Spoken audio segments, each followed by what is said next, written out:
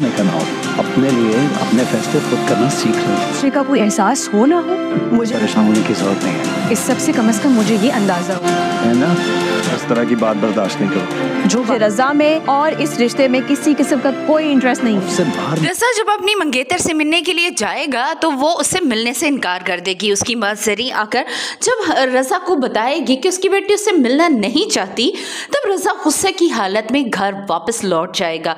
घर वापस आकर वो अपनी माँ से खूब झगड़ेगा कि आज तो वो जरी की इस तरह की बातें बर्दाश्त कर गया है, मगर आइंदा वो इस तरह की कोई भी बात बर्दाश्त नहीं करेगा। अब रजा को रह रह कर एहसास हो रहा है कि उसने ऐना के साथ कितना बड़ा धोखा किया, उसके साथ बहुत गलत किया। वो उससे मोहब्बत करती थी। अब रजा को खुद किसी लड़की ने ठुकराया है तो उसे एहसास हो रहा है।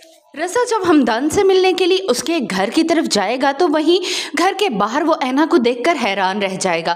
उसे अपनी आंखों पर यकीन नहीं आ रहा होगा कि ऐना इस वक्त यहाँ पर मौजूद है, लेकिन वो ये नहीं जानता कि ऐना हमदान की बीवी है और अब हमदान के घर में ही रहती है। वो उसे सिर्फ यहाँ देखकर ही हैरान है। जब उसे ये मालूम हो जाएगा कि वो हमदान की बीवी है तो उस पर क्या गुजरेगी। हमदान हमेशा ही ऐना को एक बात समझाता आया है कि उसे अपने फैसले खुद करने चाहिए।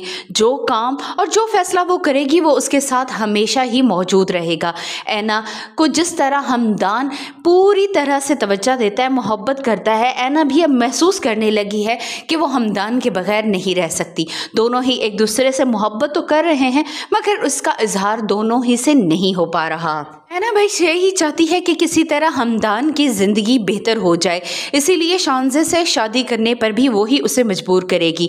मगर शानज़े जिस तरह शॉपिंग से हमदान के चले जाने पर गुस्सा होगी, अपनी माँ से भी यही कहेगी कि इस मंगनी का कोई फ़ायदा नहीं है।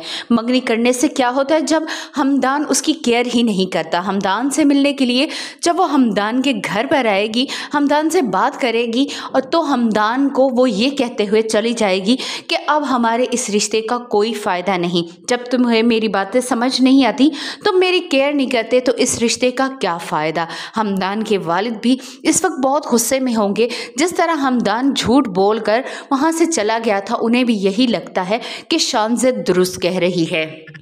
अब उन्हें एहसास होना शुरू हो जाएगा कि हमदान की ज़िंदगी में कोई लड़की तो नहीं जिसकी वजह से वो इतना टाल मटोल से काम ले रहा था।